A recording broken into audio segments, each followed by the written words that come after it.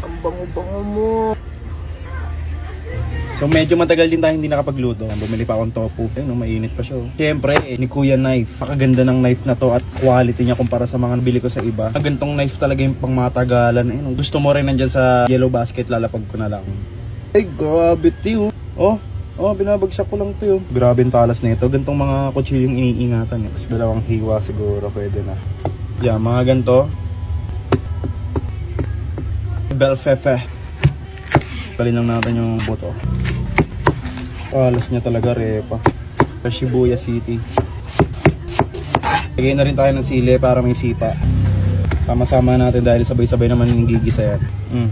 Sama na natin yan dyan. Indian ng kalan, wag ang damo. Ingay oh! Tanungin mo ako anong nauuna dito. Wala!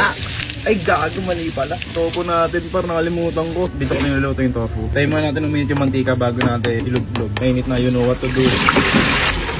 Pakita ko pa ba kung paano ako mag-iba? Ganda ng pagkaluto natin sa tokwa natin. No? Yan yung gusto ko eh. Kaya nabahala sa panimpla niyo paminta. SH o baka marami matriggered ah. Worcester sauce. Konting kikamatos. Lagyan natin konting Worcestershire. Ito na lang, garlic granulated. Mahilig kasi ako sa garlicky. Atakam tol, kanin po. Seasoning plate. Butter margarine kayo na bahala pero mas prefer ko yung margarine sa seasoning plate. Try nyo na lang nang malaman nyo kung bakit. Hindi mo nga wala pang pa-arte. Ito na yun, may kulang pa ba? Wala, kakainin na lang.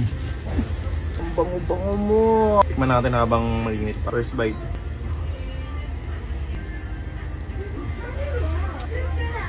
Kung may anak ng tokwa ka dyan sa bahay nyo, try mo to. Napakasimple pero napakasarap. Try mo na rin, kakainin ko lang to ha.